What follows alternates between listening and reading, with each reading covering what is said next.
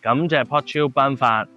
安心購升級商戶大獎俾我哋 ETM Virtual。Podchill 喺推廣台灣市場方面有莫大嘅幫助，同埋佢呢個安心購咧係俾用家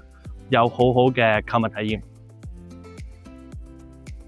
Podchill 喺好多功能上面都好好嘅，我自己覺得幾新穎嘅。但係我自己如果揀咧，聊聊係俾我哋直接同台灣客人直接溝通㗎。相信每間主理人都會有自己嘅特色產品，直接同客戶溝通，佢哋更易明白。我就最欣賞聊聊㗎。Podchill 入邊有雙重鑑定，第一個AI 鑑定，第二個就係佢同時都會再一次鑑定。呢個雙重鑑定，我自己覺得做 luxury brand 二手奢侈品嘅市場上面咧，好有信心，你哋都可以放心用。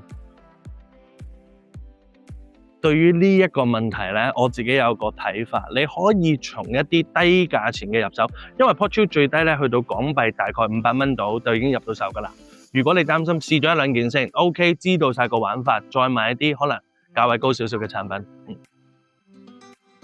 如果用一句説話形容 Podchill， 我自己覺得就係好緊貼我哋而家新世代嘅發展方向，因為你可以一個 Apps 睇晒香港、